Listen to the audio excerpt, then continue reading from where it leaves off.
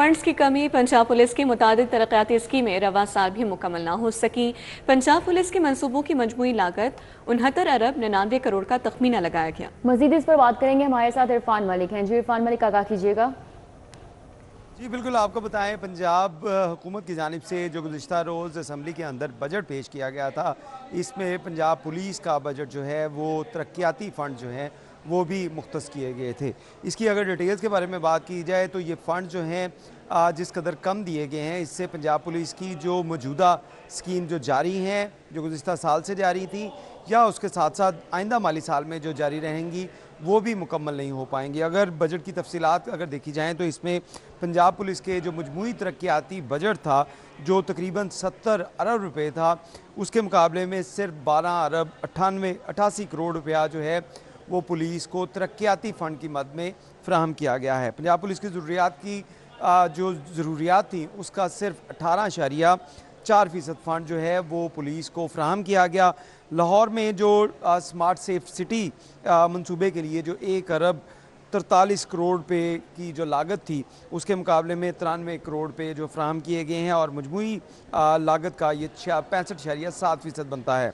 इसी तरह लाहौर में IPNV जो साइट्स की तोसी के लिए 78 करोड़ रुपये 38 करोड़ 34 लाख रुपए रखे गए थे, मंसूबा था, लेकिन उसके लिए भी 60 करोड़ रुपए मुख्तस किए गए हैं। इसी तरह लाहौर में PPIC की जो अपग्रेडेशन की जानी थी, सेफ सिटी अथॉरिटी की जो अपग्रेडेशन की जाती थी, क्योंकि ये सिस्टम 2018 में इनकी इंस्टॉलेशन हुई थी और 6 साल से ज़ायद जो है वो 8 साल से ज़ायद ये अपना सिस्टम जो है वो एक्सपायर होने के करीब था, तो इसकी अपग्रेडेशन की जानी थी। उसके लिए 5 अरब रुपये का मंसूबा था, लेकिन इसके लिए सिर्फ 10 लाख रुपए जो हैं वो फ्राहम किए गए हैं। इसी तरह लाहौर में CCD का जो कुर्बान लाइन में हेड क्वार्टर बनाया जाना था, जिसके लिए 3 अरब 24 करोड़ रुपए की डिमांड की गई थी, लेकिन इसके लिए सिर्फ 83 लाख रुपए जो हैं 5 करोड़ रुपए मुख्तस किए गए हैं। यानी मजमूई लागत का सिर्फ 1.54% हिस्सा जो है वो CCD को फ्राहम किया गया है। इसी तरह लाहौर के इलाके में जो लाहौर की जो 9 डिवीज़न थी, उनकी अगर बात की जाए, जिसमें सेफ सिटी के मंसूबे थे, उनकी तखमीना जो लागत थी वो 14 अरब 48 करोड़ रुपये थी। उसमें मजमूई तौर पर 7 अरब 28 करोड़ रुपये फ्राहम किए गए हैं, यानी कि ये 50.3% जो है इसमें फ़ंड की कमी हुई और 50% जो फ़ंड है वो फ्राहम किया गया। बाकी जो कच्चा के इलाके में सेफ सिटीज़ बनाई जानी थी, PPIC के मराकज़ बनाए जाने थे, पुलिस स्टेशन और पुलिस की इंस्टॉलेशन जो हैं वो बनाई जानी थी, उसमें भी खातर खा कमी हुई। और इसी तरह हुकाम का कहना है कि इस जो आइंदा माली साल है उसमें भी ये तमाम स्कीम मुकम्मल नहीं हो पाएंगी और उसके लिए अगले माली साल के अंदर जो बजट है उसमें पैसे रखे जाएंगे ताकि इन स्कीमों को मुकम्मल किया जा सके। जी इरफान मलिक आगाह करे थे, बहुत शुक्रिया आपका। Chief minister stroke management programme के महंगे इंजेक्शन चोरी। म्यू अस्पताल से 6 TPA इंजेक्शन चोरी हो गए। TPA के एक इंजेक्शन की कीमत 2.5 लाख रुपए है। इस पर बात करने के लिए जाहिर चौधरी हमारे साथ मौजूद हैं, आगाह कीजिएगा। स्ट्रोक मैनेजमेंट इनिशिएटिव के तहत अस्पतालों को फ्राहम किए गए जो महंगे इंजेक्शन हैं वो म्यू अस्पताल से चोरी होने का इंकशाफ हुआ है। म्यू अस्पताल से TPA 6 इंजेक्शन TPA जो हैं वो चोरी हो गए हैं और TPA इंजेक्शन जिसकी एक की मालियत जो है वो 2.5 लाख रुपए है, ये मजमूई तौर पर 15 लाख रुपए के इंजेक्शन जो कि म्यू अस्पताल से जो है वो चोरी किए गए। वज़ीर आला स्ट्रोक मैनेजमेंट जो प्रोग्राम है उसके तहत तमाम अस्पतालों को जो सेंटर बनाए, जिसमें म्यू अस्पताल भी शामिल था, जिनको सेंटर बनाया गया था कि वहाँ पे जो स्ट्रोक के साथ फालिज के साथ आने वाले जो मरीज़ हैं उनको फौरी तौर पे TPA इंजेक्शन लगाकर उनकी ना सिर्फ ज़िंदगी बचाई जाए बल्कि फालिज की वजह से किसी मजूरी से भी उनको जो है वो महफूज रखा जा सके। लेकिन सूरत हाल जो है वो म्यू अस्पताल में इंतहाई दगरगूं है कि वहाँ पे ये TPA इंजेक्शन जो हैं वो मरीज़ों को लगाने की बजाय ये चोरी हो गए और ज़राए का कहना है कि मुबैना तौर पर इन इंजेक्शन्स को बाज़ार में प्राइवेट सेक्टर में प्राइवेट अस्पतालों को फ़रोख्त किया गया औने पौने दामों। और जो इस हवाले से जो भी इस चोरी में म्यू अस्पताल के मुलव्वस एहलकार हैं उनके ख़िलाफ़, ज़िम्मेदारान के ख़िलाफ़ ताहाल कोई कार्रवाई नहीं हो सकी। ये भी अभी तक जो है वो तय्यन नहीं हो सका कि हतमी तौर पर जो है वो कौन कौन इस सारे घिनौने खेल में मुलव्वस है कि chief minister special initiative for stroke management जो है वो इस प्रोग्राम के तहत खरीदे गए महंगे इंजेक्शन भी मियो अस्पताल में चोरी से नहीं बच सके। दूसरी जानिब महकमा स्पेशलाइज्ड हेल्थ केयर की जानिब से भी ताहाल जो है इस मामले पर पर्दापोशी की कोशिश की जा रही है, इस पर मट्टी डालने की कोशिश की जा रही है और इस मामले को दबाने की कोशिश की जा रही है ताकि मियो अस्पताल में होने वाली संगीन चोरी की वारदात, जिसमें ये TPA इंजेक्शन जिनकी मजमूई तौर पर मालियत 15 लाख रुपए बनती है, ये 6 इंजेक्शन जो है वो चोरी किए गए। फालिज के मरीजों के लगाने की बजाय इनको मुबैना तौर पे प्राइवेट अस्पतालों को औने पौने दामों फरोख्त कर दिया बहुत गया। शुक्रिया, हमारे साथ जाहिद चौधरी थे, अपडेट कर रहे थे। पंजाब का खजाना दबाव में, माली खतरात पर मबनी रिपोर्ट ने खतरे की घंटी बजा दी। सुबह पंजाब अपनी आमदन बढ़ाने में नाकाम, विफाकी निसार और बढ़ते वाजिबात, माली गुंजाइश मुसलसल महदूद है। पंजाब को विफाकी मुहासिल में कमी, 540 अरब की ग्रांट से माली दबाव का सामना रहेगा।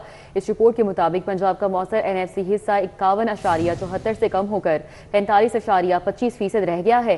पंजाब की 81% आमदन विफाकी काबिल तकसीम महासिल पर मुनहसर है और सूबाई महसूलात का हदफ फिर पूरा नहीं हो सका। 683 के मुकाबले में 519 अरब वसूली मुतवक्के है। Property stamp duty, services tax में रियायतें खजाने पर भारी पड़ गईं।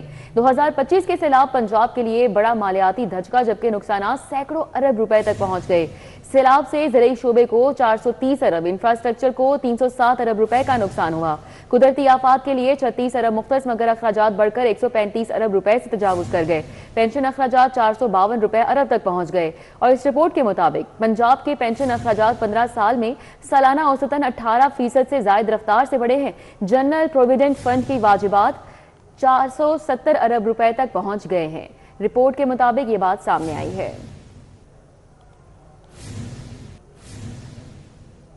पंजाब बजट में गाड़ियों की टोकन टैक्स की शरह में 20 साल बाद बड़ा इजाफा हुआ है। पंजाब बजट में टैक्सेस पर लाहौर चैम्बर का रद्द-ए-अमल सामने आया है। इस हवाले से आपको बताएं कि 1000 सीसी से जायद की कमर्शियल और बड़ी गाड़ियों का टोकन टैक्स बढ़ा दिया गया है। शहजाद खान से तफसीलात जानेंगे। शहजाद, बताइएगा। बिल्कुल, इस वक्त हम लाहौर चैम्बर में मौजूद हैं और पंजाब हुकूमत के फाइनेंस बिल की जो तफसीलात हैं वो भी सामने आ गई हैं और इस बिल के मुताबिक पंजाब में जो गाड़ियों के टोकन टैक्स है उसकी शरह में खासा इजाफा किया गया है। इसके अलावा होटल में क्रेडिट या डेबिट कार्ड से पेमेंट पर सेल टैक्स सिर्फ 8% होगा, जबकि मुख्तलिफ आम सर्विसेज पर सेल टैक्स की शरह 5% से बढ़ाकर 8% कर दी गई है और इसी तरह फॉरेन एक्सचेंज कंपनियों और मनी चेंजर्स की सर्विसेज पर 3% टैक्स जो है वो लागू किया गया है, जबकि कपास पर आए जो कपास फ़ी थी, कॉटन फ़ी थी, उसको ख़त्म कर दिया गया है।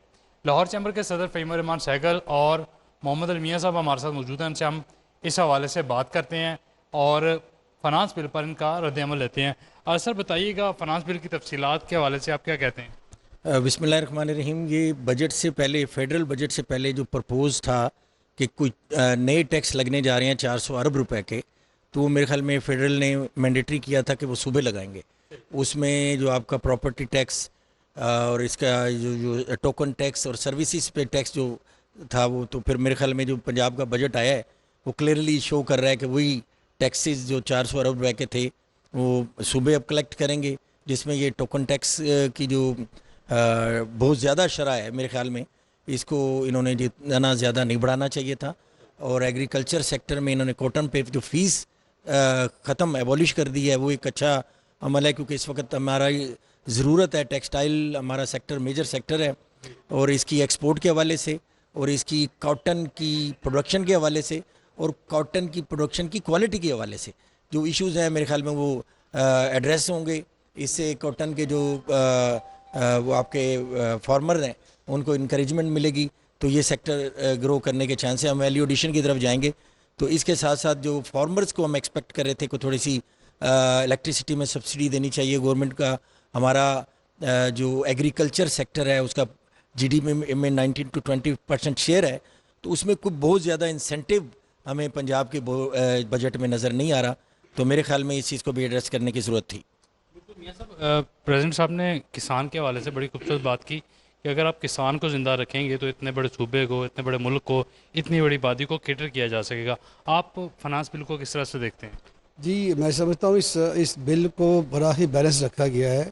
जितने वसाइल हैं सूबाई गवर्नमेंट के पास, उसमें किसान को भी सहूलियात हैं उसकी ख़रीदारी के लिए, खाद की ख़रीदारी के लिए, उसके बीज की ख़रीदारी के लिए, अच्छे बीज की अवेलेबिलिटी के लिए उन्होंने बहुत अच्छा बजट इसमें रखा है। तालीम के लिए, सेहत के लिए, इंफ्रास्ट्रक्चर के लिए और सुथरा पंजाब के लिए मैं समझता हूँ ये बेहतरीन तरीके से तमाम ये। उसके बाद जो भी फेडरल गवर्नमेंट को उन्होंने पूल में हिस्सा देना है डिफेंस के लिए और बाकी चीज़ों के लिए, तो मैं समझता हूँ कि असल जो चीज़ है कि सनती जो एक्टिविटीज़ है उनको तेज़ करने के लिए ऑलरेडी गवर्नमेंट पंजाब के जो स्कीमें चल रही हैं, आसान कारोबार, आसान घर के लिए, थ्रू SMEs के लिए, इंडस्ट्रियल स्टेट की जो है बहाली के लिए, उनको चलाने के लिए, इसमें बड़ी अच्छी इसमें प्रपोजल्स आई हैं। और अगर इंडस्ट्रियल स्टेट्स एक ऐसा शोबा है जिसमें कि बहुत सख्त ज़रूरत है कि वहाँ पे SMEs की जगह रखी जाए।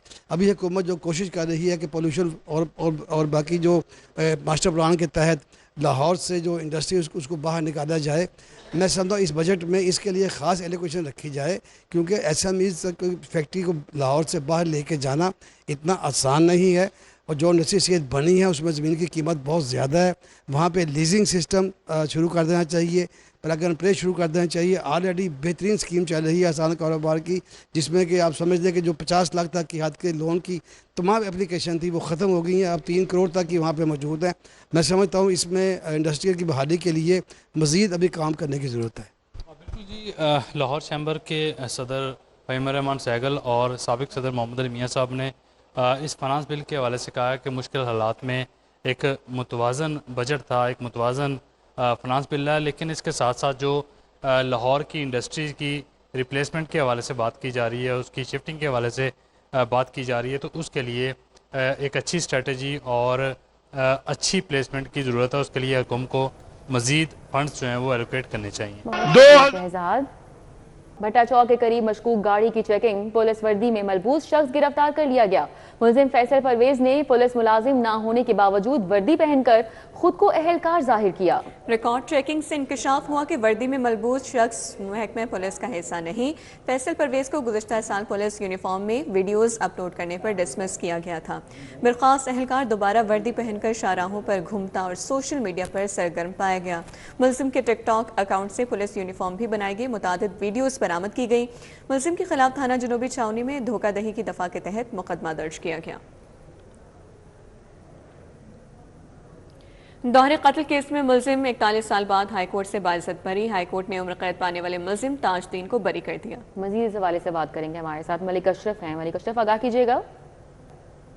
कत्ल केस का मुलजिम लाहौर हाई कोर्ट से 41 साल बाद बरी हो गया। लाहौर हाई कोर्ट ने मतहत अदालत का मुलजिम को उम्र कैद सुनाने का जो फैसला है उसे कलअदम करार दिया है और मुलजिम को बरी करने का हुक्म देते हुए इसे जेल से रिहा करने का हुक्म दिया गया है। लाहौर हाई कोर्ट के जस्टिस मोहम्मद अमजद रफीक ने मुलजिम ताजदीन की सज़ा के ख़िलाफ़ दायर अपील मंजूर कर ली है। मुलजिम के ख़िलाफ़ 1985 में दोहरे कत्ल का मुकदमा दर्ज हुआ था और जिसका 2026 में लाहौर हाई कोर्ट ने फैसला करते हुए मुलजिम को बरी करने का हुक्म दिया है। मुलजिम पर इल्ज़ाम था कि इसने 2 अफराद को कत्ल किया था। पुलिस ने मुलजिम के ख़िलाफ़ चलान पेश किया, ट्रायल में केस चला और जो रजिस्ट्रेशन सेशन जज हैं इन्होंने फ्री कहने के मुकला दलाइल सुनने के बाद मुलजिम को उम्र कैद की सज़ा सुनाई थी और इस उम्र कैद की सज़ा के ख़िलाफ़ मुलजिम ने लाहौर हाई कोर्ट से रजू किया। जेल से इसने अपील दायर की और मौक़िफ़ ये इख्तियार किया कि चशमदीद गवाह जो हैं वो मौका पर मौजूद नहीं थे और मज़ीद ये भी कहा कि ये साबित भी नहीं होता कि चशमदीद गवाह मौके पर मौजूद थे। मेडिकल रिपोर्ट जो है उसमें भी तजाद है और जो ट्रायल कोर्ट है वहाँ पे जो मेडिकल ऑफिसर है, जो डॉक्टर है, वो भी पेश नहीं हुआ था। इसके बावजूद उसे उम्र कैद की सज़ा सुनाई गई। अदालत ने दोनों फ्री कहने के वकला के दलाइल सुनने के बाद मुलजिम की उम्र कैद के सज़ा के ख़िलाफ़ जो अपील है उसे मंजूर कर लिया है और मुकदमे के 41 साल बाद मुलजिम को बरी किया गया। बहुत शुक्रिया Malik Ashraf. Solid waste management company में ठेकेदारों के खिलाफ करप्शन का मुकदमा, मुलजिम कैसर खान, मोहम्मद शफीक, रऊफ अहमद की अबूरी जमानत पर समाअत हुई। समाअत का हवाल बताएंगे, हमारे साथ जमालुद्दीन जमाली हैं। जी, अपडेट कीजिएगा। सॉलिड वेस्ट मैनेजमेंट कंपनी के अंदर ठेकेदारों की करप्शन के केस की एडवोकेट कोर्ट में आज समाअत हुई। 3 मुलजमान ने इस केस के अंदर जो है अबूरी जमानत दायर कर रखी है। जबकि 3 मुलजमान ने जेल से बाद इस गिरफ्तारी जमानत की दायर कर रखी है। इसमें मैं बताते चलूँ कि इनके इल्ज़ाम है कि ये सॉलिड वेस्ट मैनेजमेंट ने 2 जो तहसीलें हैं उनके अंदर कूड़ा उठाने और सफाई के हवाले से एक प्राइवेट कंपनी जो है उसको ठेका दिया और कंपनी ने उसमें साजबाज करके कुछ एहलकारों के साथ और अपनी जो इनके डंपर्स होते हैं, ट्रैक्टर, ट्रालियाँ और लोडर रिक्शा और जितनी भी मशीनरी इसमें इस्तेमाल हुई उसकी तादाद को बढ़ा चढ़ा के बयान किया कि हम इतने मशीनरी इस्तेमाल कर रहे हैं और अपने जो मुलाजमीन थे जो उनका अफराधी पावर थी उसको भी कई गुना बढ़ा के इस्तेमाल किया। फिर उसकी मद में जाली बिल बनाए और सरकारी खजाने को 1 अरब से ज़्यादा का नुकसान पहुँचाया। मुलजम राउफ और मोहम्मद शफीक जो है समेत 3 मुलजमान जो है उनकी अबूरी जमानतें थी जिनकी अदालत ने फैसला दलाल के बाद महफूज कर ली है। जबकि इसी तरह 3 मुलजमान के बाद गिरफ्तारी दरखास्त जमानत की अदालत ने फैसला महफूज किया। डिफेंस कोर्ट के जज जावेद इकबाल बड़ाइच ने इस पर समाअत की है। इसके अंदर जो मुलजमान थे वो जिस ठेकेदार कंपनी से उनका ताल्लुक था उसका नाम है वो प्राइवेट कंपनी है केयर सर्विसेज के नाम से वो कंपनी है। केयर सर्विसेज कंसोर्शियम के नाम से वो कंपनी है जिसने ये अरब से ज़्यादा का फ्रॉड किया और एंटी करप्शन महकमा जो है उसने उनके खिलाफ जो है शिकायत। जमालुद्दीन जमाली आगाह करें तो बहुत शुक्रिया आपका। हिम्मत कार्ड पर अमल दरामद न करने पर महकमा खुसूसी तालीम का सीनियर अफसरान के खिलाफ नोटिस। महकमा खुसूसी तालीम ने 7 अफसरान को पीडा एक्ट के तहत मुअत्तल कर दिया। अहवाल जानेंगे जुनेद रियाज से। जुनेद आगाह कीजिए। जी, हिम्मत कार्ड पर अमल दरामद न करने पर महकमा खुसूसी तालीम का सीनियर अफसरान के खिलाफ नोटिस। महकमा खुसूसी तालीम ने 7 अफसरान को पीडा एक्ट के तहत मुअत्तल कर दिया। मुअत्तल होने वाले अफसरान में incharge head Jameel Nawaz, headmistress Humaira Nadeem और इफ़त जमील शामिल हैं। दीगर में हेडमास्टर और औरंगजेब भट्टी, अफीफा अदरीस, हुमैरा अजीज और फरहान रसूल शामिल हैं। तमाम सीनियर अफसरान को 90 रोज के लिए मुअत्तल किया गया। मुतल्लिका अफसरान को फौरी तौर पर महकमा खुसूसी तालीम को रिपोर्ट करने के हुक्म जारी किया गया। अफसरान को मुअत्तल करना नाइंसाफी है, फिल फौर बहाल किया जाए। Special education senior staff association ने मुतालबा कर दिया है। बहुत शुक्रिया, हमारे साथ जुनेद थे आगाह कर रहे थे।